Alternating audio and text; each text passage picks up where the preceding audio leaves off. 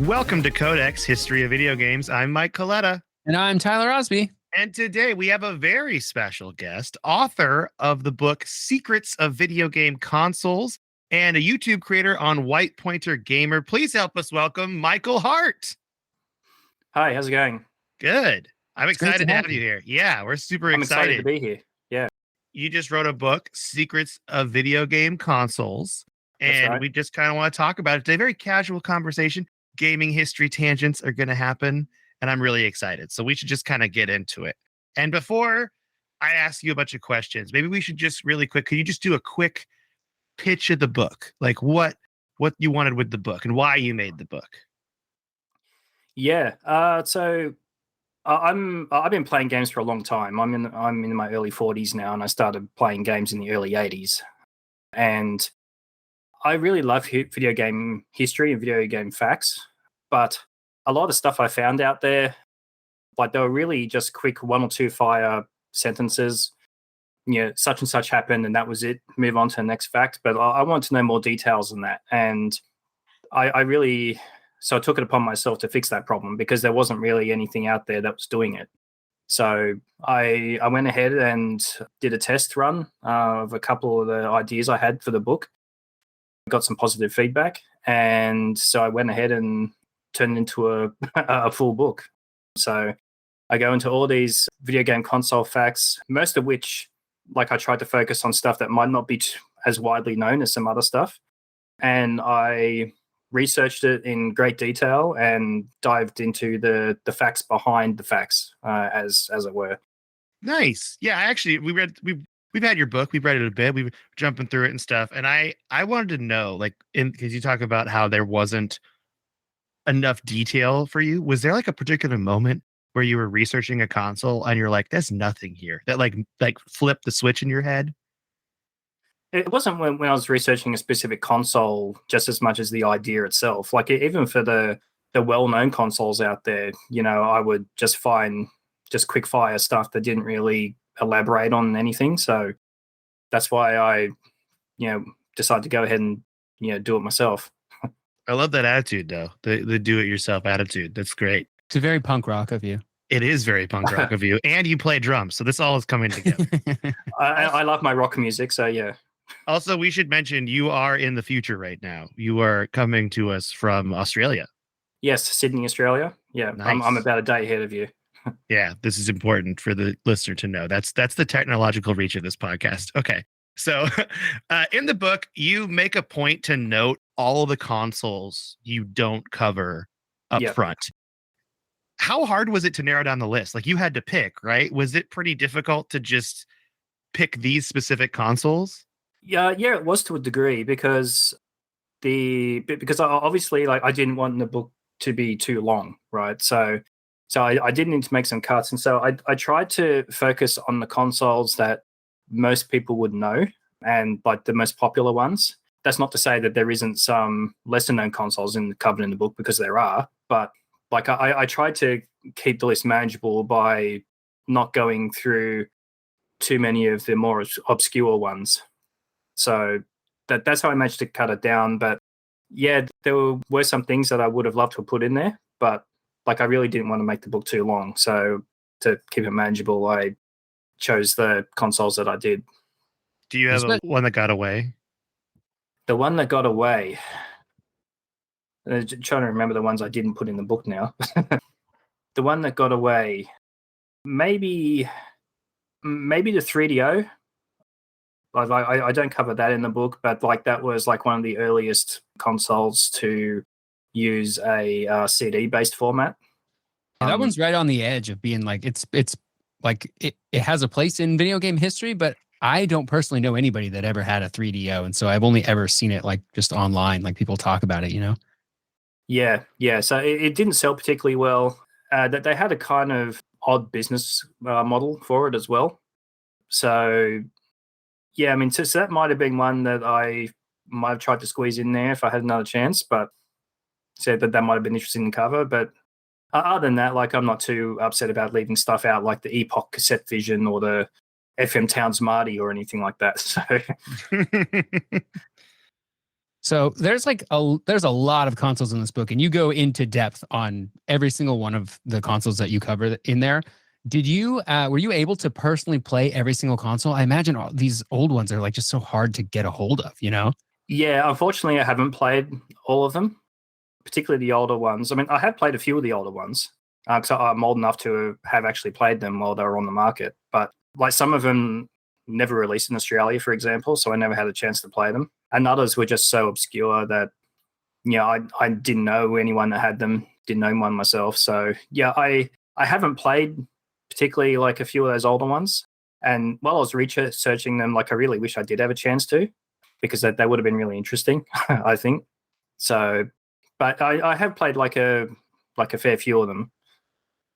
Gotcha. Which one do you wish you could have played the most out of the ones that you haven't played?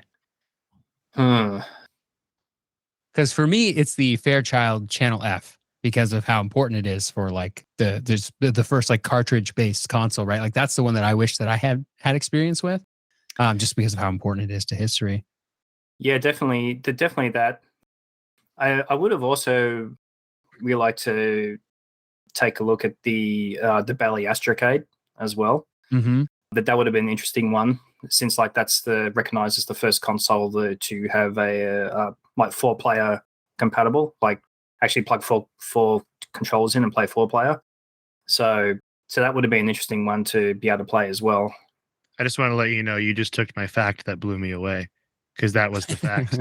I thought no, that's okay. I mean, I'm happy you brought it up, because I was always under the assumption that the N64 was the first. And then in your book, you mentioned this, because I'm not going to lie to you. I'm kind of an N64 fanboy, Michael. Okay. And I definitely jumped that chapter when I got the book. And I was under the assumption it was the first 4-player. And then you completely blew me away with that fact. So I loved it. No, great. Thanks. Book is just paying dividends already. It really is. And honestly, this book, I mean, this could be a source for us on the podcast in the future. Like, I'm really excited about it, because you do a great thing here picking console by console, because it's just so many that you really can't find details about. So I think what you did was amazing. This is definitely something we love. And speaking of sources, segue, where did you find your sources? Did you like know people that had these consoles and you played them, or would you go to the internet, obviously, but do you have any specific places you went to? I went to obviously there's a lot of internet references you'll see at the back of the book, like a lot of websites and stuff I went to, but there are also old game magazines.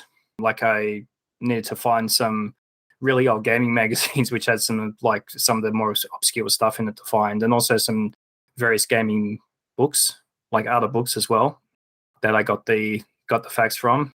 I did also speak to like a couple of people in the industry as well to get some more information about a few things. So yeah, the information comes from all over the place, really. That's awesome. What kinds of people did you speak to get that information? I imagine a lot of those folks are hard to get a hold of, especially in the older days. Yeah, well, not so much the older guys, but for some of the newer ones, like I've got some contacts in the industry that I've been able to talk to get some clarifications about a few things. And I was able to find some contact information about from some other guys who helped me sort of clarify some other facts about some of the other more obscure systems in there. There was a guy that was a Magnavox Odyssey 2 complete fanboy, and so I was able to contact him and get some clarifications about some of the stuff in that chapter. So yeah, there was a few guys that I contacted, that they were not so much sort of insider, but they were really, really big fans, and they've sort of been researching a lot of this stuff on their own. So I was able to sort of tap into their knowledge. What an obscure console to be like a super fan of, the Odyssey 2 specifically, because the first one makes sense. It's kind of started everything, right? But the Odyssey 2 is nobody really remembers that. It's such an odd one to be a super fan of. I love that. I love that too. So I think I'm going to take a little break from the questions about asking you about the book, because I want to know, Michael Hart, your personal gaming history. Do you have a first console that you remember getting and playing games on?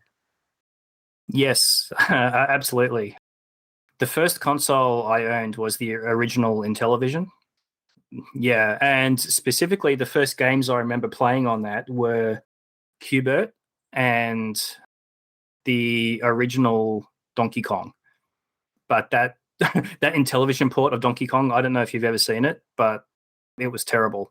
How does it compare to It the was- Atari 2600 version? Yeah, it was an awful port. But that was my my first experience in video games. I still played it. I still loved it. But and my dad also had like a few of those sort of handheld Game and Watch things that I played around with as well at the time. So yeah, those are sort of my earliest gaming memories. Nice. Actually, you just mentioned another thing that came to mind when you said handhelds. So you skipped handhelds in the book, obviously for like length, probably, right? Would that be something you'd want to do in the future as like a handheld version of this book? Potentially, like I haven't thought about doing like a follow-up book at the for the time being. So I was just concentrating on getting this one out. But yeah, potentially, like if there's a demand there, I can certainly look into doing like a sort of handheld focused book. Well, I can guarantee you have a one-person demand, and that is me. Okay. You have two people. I would also two. like Oh, that. look at that. The numbers are growing. Watch out, Michael. You just doubled the number of people waiting for this handheld version. So did your dad play games too? It sounds like. He wasn't really much of a gamer. Like he had a few of the Game and Watch handhelds, as I mentioned, but no, overall, like he wasn't too much of a gamer. Did you spend time in like arcades as a kid then? Was that like still your niche there? Were you mostly a home console kind of person? I definitely went to arcades. Like I have some very specific memories, like in the early 90s, going to arcades and being part of the whole Street Fighter 2 Mortal Kombat Oh thing. yeah. Love it. In the arcades. I was a Mortal Kombat player back then. I still am, but like I preferred Mortal Kombat. But like so back then, like it was kind of like the whole Nintendo Sega thing at the time, where there was no sitting on the fence. There's oh yeah, I like both. No, you were in one party or the other, right? So it was pretty pretty intense. But yeah, I was Mortal Kombat, and like back then there was no video game rating systems either. So I was like playing Mortal Kombat 2 when I was like 12, 13 years old. And like it was only really after that point where the classification system started coming into place. So, but by then, I was invested into it. So this is actually something that I was kind of curious about with Australia, because they're kind of known for having a little bit stricter game. Yes, like is there a version of the ESRB in Australia, or do they still use the ESRB? No, we don't use the ESRB. We use our classification is done by our overall classification board, which also classifies like movies and TV and that kind of thing. So they use the same classification system. But for a long time, we didn't have an adult rating for video games, even though it existed for movies and and TV and stuff. So that only really came into play about a decade ago, where we finally got one. So up until that point, for a game to release here, that was sort of on the edge of like being able to squeeze into that maximum category that we had at the time. They either cut some content out of the game, or in some cases the game was refused classification and so was effectively banned from sale here. But since we've had the adult classification, there still has been a couple of games that have been refused classification for various reasons, but most of them have come through unscathed. Interesting. I always knew that. I never knew that was the reasoning why, is that everything's classified together, but there was no adults for video games. That's super interesting. Yeah, it didn't make any sense, but we've got one now, so that's the most important thing. I want to go back a bit. Do you have a favorite Mortal Kombat character? Favorite Mortal Kombat character? I mean, I can't get past Scorpion. Scorpion is my favorite. That was my answer too. Good choice. Solid choice. All right. So I guess to you, what is like, was there a console that like pleasantly surprised you during your research while you were getting to know like these different ones? Like, were you like, oh, I'm going to research this one, but I don't know much about it. And then you started researching it and it was just like, wow, this is really interesting. Yeah. The Bally Astrocade, actually, but not for the not for like good interesting, more of a bad interesting, like due to how many sort of technical issues that machine had. We're in the modern times, we're sort of aware of the Xbox 360 and all the problems that had, like the red ring of death and all that. But it's interesting to it was interesting to find out that the Bally Astrocade went through pretty much the exact same thing in decades earlier, in like Wow. the late 70s. So What happened? it had a lot of like hardware problems, a lot of overheating issues. Like, it's actually very, very rare to find an Astrocade these days that actually works. But I detail about it all in the book, but like it actually did go, that they even had to recall it at some point, like after it was delayed. And yeah, like it had, they even like put warnings on the front of the instruction manual, believe it or not, like telling people, hey, don't place this on the carpet kind of thing, otherwise it could overheat. So, because like the issue with the Astrocade was that they tried to like sort of cram this high-powered arcade hardware into a small console chassis, and that just caused a lot of like sort of heating issues, basically. So yeah, it was interesting to find that. So I didn't know that stuff about the Astrocade before I started researching it, and to find out that they went through basically exactly the same thing Microsoft did with the Xbox 360. Yeah, that was definitely interesting. Yeah, I can imagine those heating issues cropping up for more than one console or a computer back then, because for a long time there wasn't like active cooling on those things. They didn't have fans, especially like consoles and stuff. I don't know if the Astrocade had a fan or not, but it sounds like it No. could have used one. It could have used one, yeah. I love the look of the Bally Astrocade. I'm looking at the picture from your book, just like the wood grain is just the most classic 1970s look for a console I could think of. I also looked it up on eBay. If you want a Bally Astrocade with the box it's in, but not new, like open, it's $900. Dang. That's pretty That's a lot. expensive for like, just a used game console. So That will probably break at some point. It sounds like they all kind of had problems. that does overheat. If it somehow still works, then it might not for much longer. The ad didn't say working, so you make a very good point. But on the plus side, on a more positive note, it was also you could also write your own games for it, because you could actually get a version of BASIC that to come with it, which so you use that sort of keypad that was on the front of it. It wasn't a full QWERTY keyboard, but you could use the keypad to actually write your own games. So that was pretty cool at the time. That was pretty revolutionary. That was what you might call the killer app for the console. I can imagine myself if I were like 8 or 9 years old in 1978, just like sitting there and like painstakingly typing in like basic code to try to make games. And I would have had a lot of fun with it, probably. So this actually kind of rolls right into something else I want to talk about, because you did mention before we started the recording that you develop games. You're a game developer. Yeah. So how does did coming at this book from that mindset like change anything for you?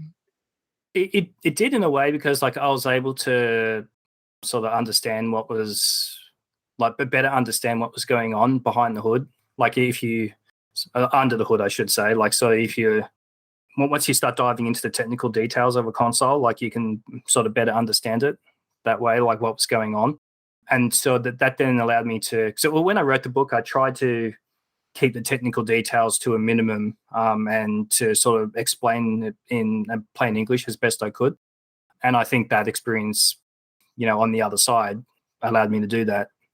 I think of the technical thing I think of when reading the book, and this is just about the first console you talk about, the Magnavox Odyssey, is how it didn't actually have games on the cards. It just rearranged it so it would play a different game. Does that make sense? Is that correct in that sense?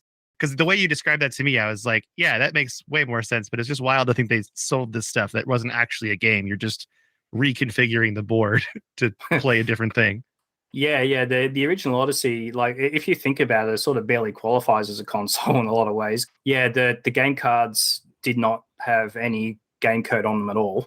and the entire system was only able to output 3 dots on a line to the screen and to the TV screen, and that was it.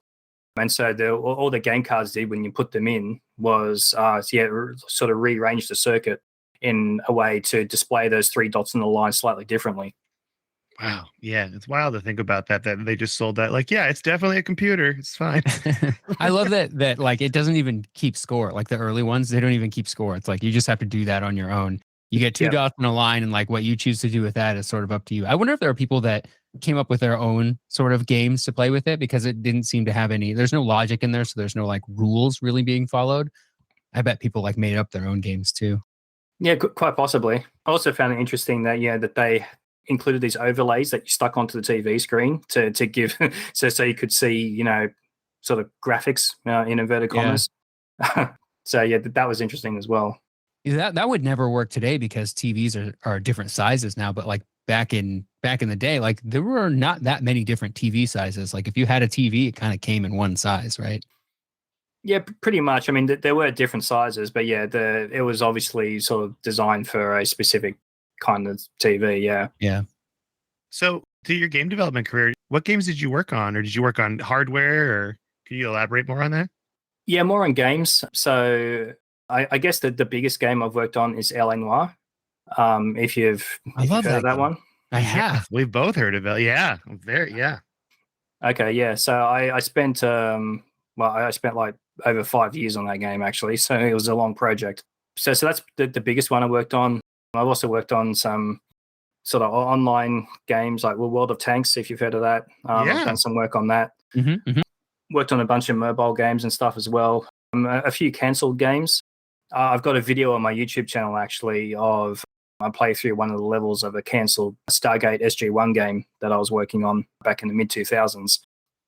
So that was that was very disappointing that one got cancelled, because that was like looking really good. But yeah. Do you still work in game development? At the moment, I'm not in game development as such. I've like sort of shifted a bit to the side, and I'm working on sort of video streaming tech, which is like a lot of that stuff is like still on sort of consoles and like TV set-top boxes.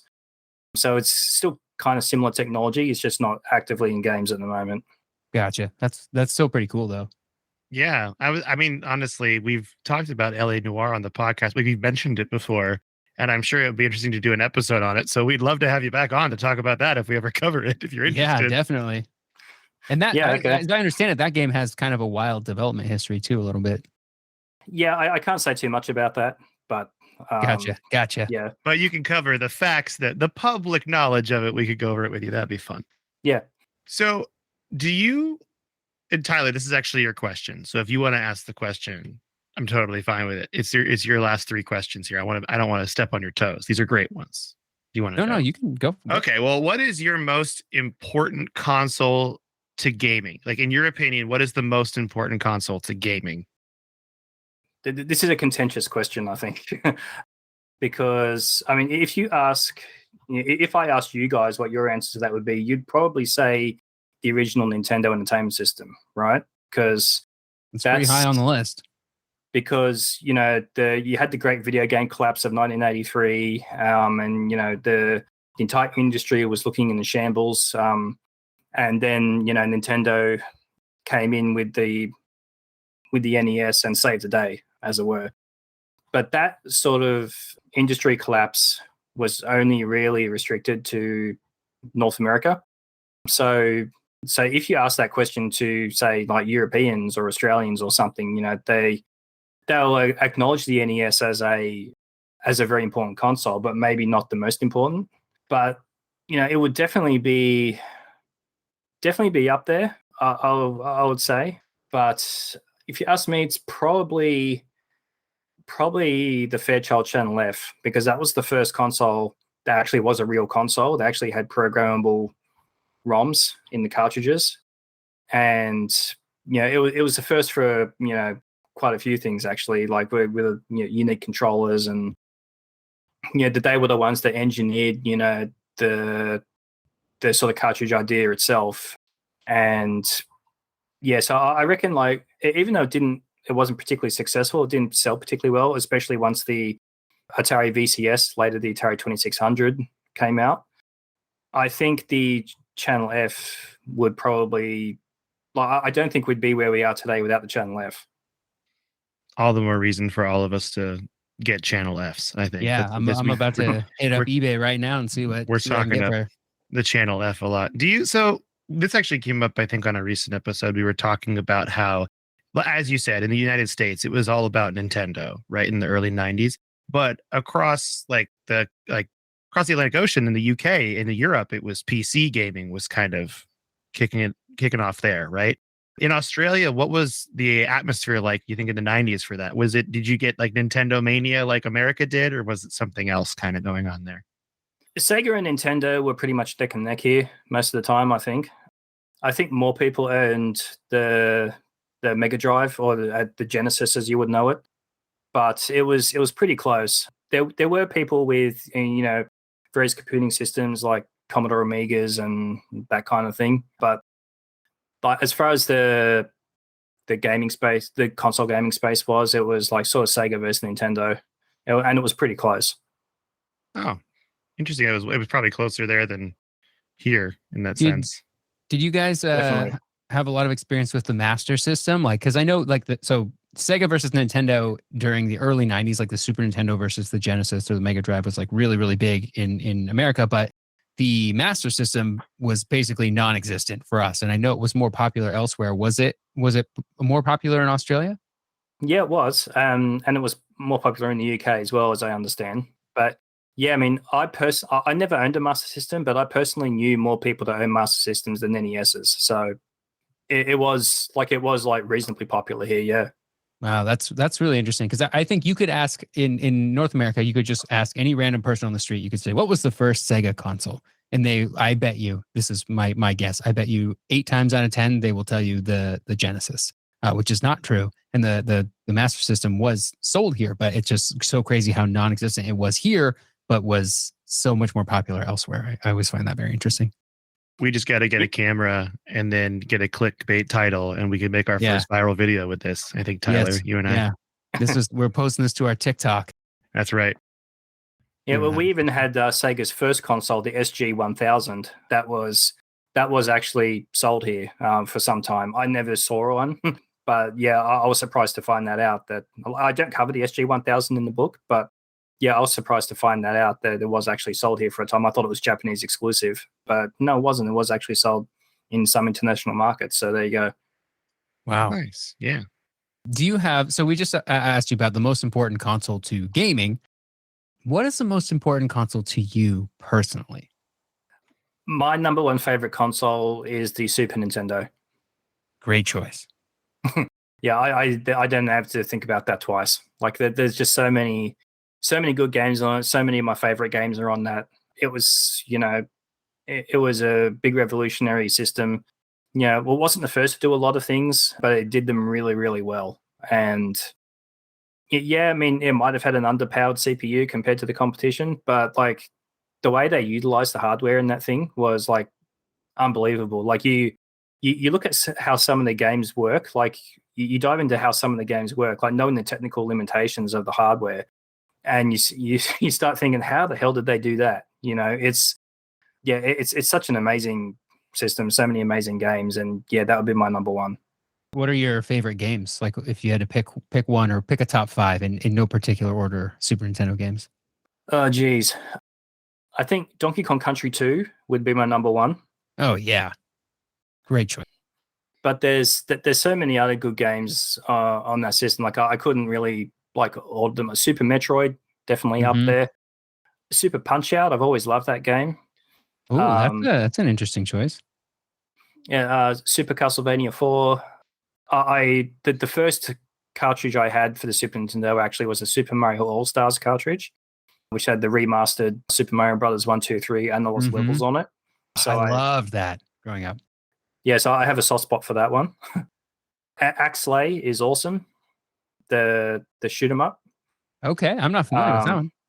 Yeah, that one's amazing. Also technically amazing as well. The original Donkey Kong Country is also up there. There's Super Mario World. Tetris Attack. Yeah, Tetris Attack, I think gets overlooked a lot. I love that one. Wait, if Yeah, I'm unfamiliar with that, what's the premise of Tetris Attack versus normal Tetris? Is there something else going on? Yeah, it's a totally different game. They just put the Tetris name on it because I guess they thought it would sell more. But if you've ever played Pokemon Puzzle League on Game Boy or N64, it's that. Oh, nice. You know what I noticed, Michael? You completely left off Street Fighter. Okay. And I think it's because you're a Mortal Kombat man. Is that right? Well, I didn't mention Mortal Kombat either. You might have noticed. Yes. But, I noticed. like that's because I'm trying to think of the exclusives. So, I mean, I played Mortal Kombat 2 to death on that platform, and Mortal Kombat 3 as well. But I'm sort of more trying to think of the exclusive games. Well, wasn't Mortal Kombat 1 notoriously censored by Nintendo? That was like was it the SNES, right? Yeah, yes. That was the one that was really censored. Yeah, they replaced the blood with sweat, and they replaced some of the fatalities. I honestly find that grosser. Honestly, so I went back and sort of did comparisons with that version and the Mega Drive version a while back, and honestly, that's not really the game's biggest problem. Like I could have lived without that stuff if the biggest problem wasn't there, and that was the input lag. Like there is a ton of input lag on the Super Nintendo version for some reason. I have no idea why. Oh, interesting. But it makes it makes it horrible, like to play, almost unplayable in some cases. Like you need to push the button so long in advance for a move to actually come out. It's ridiculous. So I don't know why the input lag was there, but that's that game's biggest problem. Fighting game, you want things to be like frame perfect too, or like that's sort of what you're striving for, and that's really hard to do if there's a lot of input lag. Yeah. So this is kind of out of left field a little bit, but I never thought about this until just now. But with your game development background, is it hard for you to play a game and not notice the technical side of things? Yes and no. I mean, when I play a game, I play to have fun. So like I sort of switch that sort of work side of my brain off, if that makes sense. Yeah. So it is kind of weird that like I was working in games, like working around games, and then in my free time I'll play games. And you know, a lot of people sort of didn't really understand that. So they're like, wait, so you work with games all day? I'm like, yeah. And then you go home and you play games. And I'm like, yeah. That's my life right now too, because I also work in gaming. I'm not a developer specifically, but I do work in gaming. And so like I like finish work at the end of the day and I switch to my personal computer and then I just go play more games. Sure. A lot of our listeners are like, that's the dream. You know what I mean? Yeah. Hey, I'm not complaining. So I don't get as much personal time to play games nowadays. Like now they have a family and stuff, but like I still, you know, find time to play when I can. Are your kids the right age for video games? Are you like going to get them into it? Get them into the hobby? Yeah, well, I've got an almost 13-year-old and an almost 6-year-old, and they both love games. The older one in particular is a huge Pokemon fan. She loves Pokemon, so she plays all the Pokemon games, and she's a walking Pokédex. Like you ask her any question about Pokemon, and she'll be able to rattle the answer off straight away. So I actually don't know that much about Pokemon myself because when the Pokemon games came out in the sort of mid to late 90s, around 1996 or so, they came out. Like I felt like they were sort of aimed at a slightly younger demographic to me. Like I had a couple of younger brothers and they loved them. And I feel, the games that I targeted at them, not at me, because I was like sort of moving into sort of late high school by then. Mm-hmm. So like I never really got into Pokemon, oddly enough. But like I know like a lot of guys, well, girls too, I suppose, in their sort of mid to late 30s at the moment, like they're still heavily into Pokemon because they were the target audience when it came out and they never stopped playing. So I think that's actually pretty cool that, you know, that they're still playing Pokemon games after all this time. I'm in that age group and I'm also still into playing Pokemon games. So that's very much true. I've fallen off. I played a lot back in the day, but I've fallen off more recently. But like when they put out Pokemon Let's Go Pikachu version, where it was just a remake of the original Pokemons, I played that. It's the last Pokemon game I finished, I think. Did your daughter complain about the frame rate issues in Pokemon Violet and Scarlet? Not so much. Like it didn't bother her that much. Like she mentioned it a few times that, you know, it's a little bit laggy, but like it didn't actually bother her that much. That's exactly So how I felt. That's good to know. It's not just me. yeah, I'm like, it's more Pokemon. What's not to love? I know the internet would have you believe it's just a complex PowerPoint presentation. Oh. Okay, so you kind of mentioned this with Mortal Kombat, but do you have a favorite game, like a game that you find yourself always coming back to? I don't know if Mortal Kombat's that one or if you have another one. overall favorite game. That's a toughie. There's so many good ones. I mean, I mentioned Donkey Kong Country 2. That's definitely up there in my top 5. Metroid Prime is up there in my top 5. Have you played the remake? I'm playing it right now, actually. It's so good. It's really, really well done, isn't it? Yeah. Yeah, I love that game. I play through the entire trilogy, actually, like every few years. So I've got the Metroid Prime trilogy on the Wii. So I play through it every few years. But yeah, Metroid Prime's definitely up there. That's in my top 5. Oh, man, I still couldn't get a physical copy. I tried again today to get a physical copy of Metroid Prime Remastered. It's impossible to find here. I can't do it. And Nintendo's just like right up the road. I'll make you jealous because it was easy for me. I just walked into the shop yesterday and got it. So yeah, it's the GameStops near me only got 8 copies, 8 physical copies each. That's what I found out. Yeah, that's like nothing. Well, do you have a genre you play a lot? Like, do you play a lot of first-person shooters? I mean, with Metroid Prime, that's first-person shooter, but do you play other ones, or do you play strategy? Or I'm not really picky, you know. Like I play a lot of different genres. Another game I played a lot back in the day was the original Warhammer 40,000 Dawn of War. That was an RTS. I played StarCraft and StarCraft 2. You know, so I do like good RTS games. First-person shooters, like I tend to stick more with the sort of science fiction-y or unrealistic kind. Like I'm not really too interested in like, you know, shooting other humans, like all this like sort of World War simulations, Call of Duties, that kind of thing. I'm not really interested in that. Like I'm more interested in the sort of sci-fi stuff. But platformers, both 2D and 3D, you know, I'm about the only really genre of games like I'm not really all that keen on are visual novels, but like that they kind of push the boundaries of actually being games sometimes, in my opinion. But yeah, for sure. But pretty much anything else, like I'll give it a go. I really like Metroidvanias in general. So like I play a fair few Metroidvanias, and yeah, I like the rhythm games. I mean, being a musician myself, like I can, yeah, I like to play them now and then.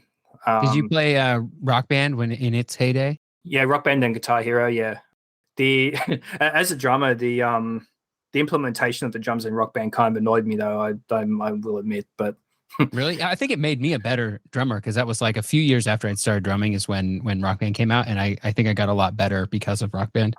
Okay, yeah, I know a few people actually that sort of picked up the drums because of that game, so that it's pretty cool. I just wasn't really much of a fan of the implementation of it, but yeah, I'm really not picky about the sort of genres I play. Fighting games, obviously, like I'm heavily in fighting games. I play Super Smash Brothers Ultimate competitively. Like I've gone to tournaments and part of the sort of local competitive tournament scene with that. That's Soul awesome. Calibur I've played competitively. Various Mortal Kombat games I've played competitively. So yeah, I mean I'm not really picky. That's awesome though. So were you playing competitive Mortal Kombat when it was like in the 90s when it came out? Were you getting like challenged by people and you were challenging other people? Was that kind of a thing in the scene then? Not so much in the 90s. I mean, only insofar as you know, being on an arcade machine and someone comes up to challenge you and you play them and you know, winner stays on and loser goes away. So that's the rule I wanted to know about. If it was like you make it take it, like with the basketball or something, you stay on the board. yeah. So yeah, so that was about as competitive as it got. But you know, I didn't really start going to actual Mortal Kombat tournaments until quite some time later. So that's awesome, though. I love that the competitive. We haven't really talked a lot about esports on the podcast because honestly, I personally don't have any real experience with it. I don't know about Tyler, but yeah, it's interesting to talk about. I actually have an LA Noire question, and this is kind of a general game developer question, I guess. When you work on a game like LA Noire for 5 years and it's over, do you play it or are you just done? The interesting question, because like after we wrapped up development and like while we were sort of waiting for the discs to be printed and stuff, basically we had a internal challenge to see who could sort of platinum trophy the game first. Oh wow! so there was actually a bunch of us that play through the game after it was completely finished from start to end, and got all the trophies and stuff. I was second to finish, so nice. The guy that actually won, we're pretty funny. Like the guy that finished first, he actually camped out in the office overnight and played all through the night. So he was done basically by the time everyone came back in the following morning.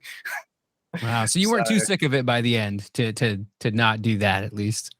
No, and my wife also played through it like after it came out, and I was sitting there with her, so sort of watching her play it. So yeah, I wasn't sick of it. I mean, I haven't gone back to play it again since, admittedly, but yeah, I wasn't sick of it at the time.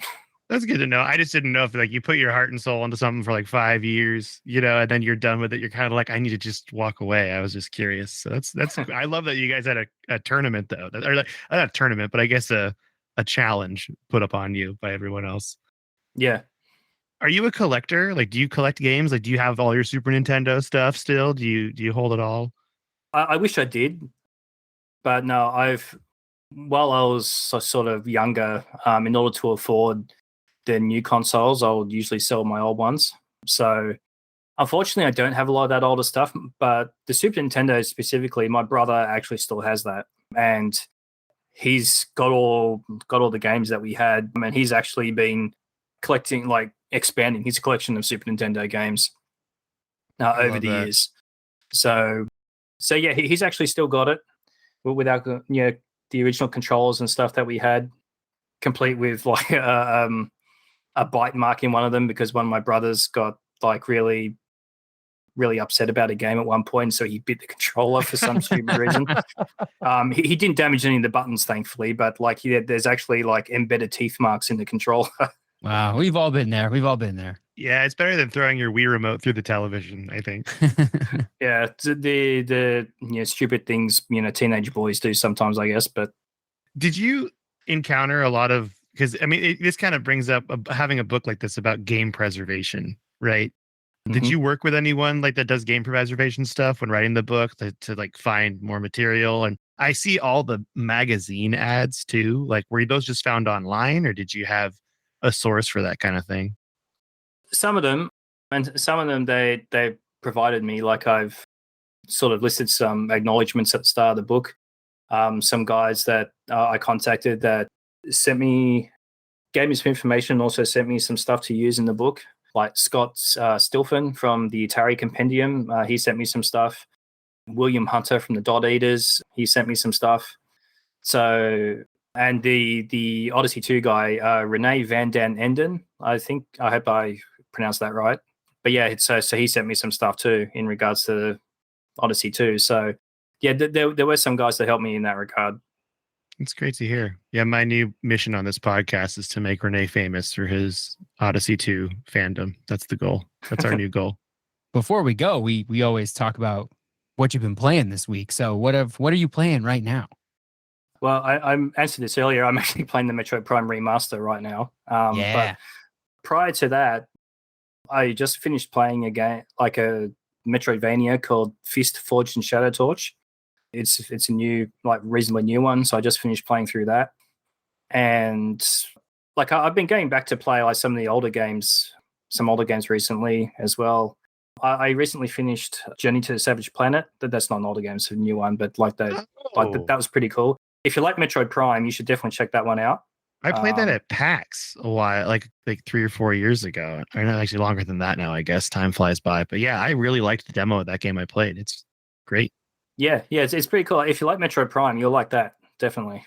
I'll have to check it out. I do love Metroid Prime. And like for my like YouTube channel, because it deals mostly with the sort of retro games, so I'm constantly going back to play, some of the older games. So some I might have played before, some which I've missed in order to make videos and stuff out of them. So like, did you guys know there was a sort of reimagined Altered Beast that was released on the PlayStation 2? No, I'm not familiar with that. Yeah, it's a 3D game. Like, and it's not it's not a remaster or remake of the original side-scrolling beat 'em up Altered Beast. Like, this is a complete reimagining, basically. It's actually sort of structured like a 3D Metroidvania in the fact that you get these different beast forms and they do have these different powers, and you need to use that to access different parts of the map. That's really cool. Yeah, so unfortunately, for some reason, it was never released in North America. So it's one of those odd cases where the game was released in Japan and like to Australia and Europe, because it is fully translated into English, but for some reason never made it to North America, and no idea why. So that's a kind of hidden gem which I've recently covered in one of my videos. So yeah, and that's White Pointer Gaming, and it's White_Pointer Gaming. Do you want to explain White Pointer to our audience in case they don't understand it and they're American, like I was before we started recording? You're no longer American. No longer American. Yeah, White Pointer it's another name for the great white shark that we commonly use in Australia. So yeah, I wasn't really aware that it wasn't a term that was commonly used outside of Australia until fairly recently. So yeah, sometimes I do need to explain it. But yeah, and like, I'm fascinated with sharks. I always have been fascinated with sharks. So that's where my sort of internet username comes from. I love it. Did you play that Maneater game that came out recently? I actually have it. I just have not played it yet, but I've been intending to.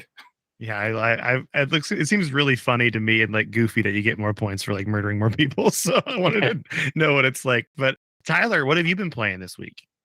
I've been putting some more time, a little bit of time into the Metroid Prime remastered, like you, Michael, and but mostly Destiny 2 Lightfall, because Lightfall just came out, so there's a whole new campaign. It's very fun to play on harder modes, and then of course I've been trying to keep up with my weekly stuff on World of Warcraft, but that one's fallen a little bit to the wayside in favor of Destiny.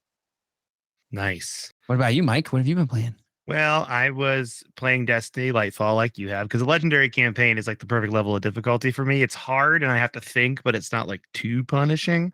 Mm-hmm. And then I'm still working my way through The Witcher 3. It's taking me so long, but I feel like I'm getting closer and closer. And I looked and I'm at the point in the game where my decisions actually impact the end. So I'm like pretty excited, but it's good. It's just taken me a while. It's a long game. Have you played that, Michael? Have you played The Witcher 3?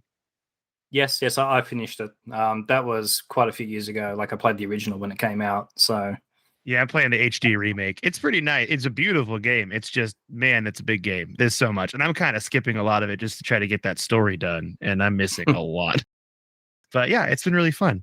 So thank you so much, Michael, for being on the show today. Thank you. no worries. I was happy to be here. Yeah, and once again, you have White Pointer Gaming. That's White_Pointer Gaming on YouTube. And your book that came out, Secrets of Video Game Consoles. It's available to purchase in most major book places. It's in Amazon. I found it on there. It's all over the place. So go ahead and check that out. And with that, if you want to support this podcast, go to codexpodcast.net. That's our website. We got our Discord link on there. You can email us, all that stuff. And Tyler, you want to say goodbye to everybody? Goodbye, everybody.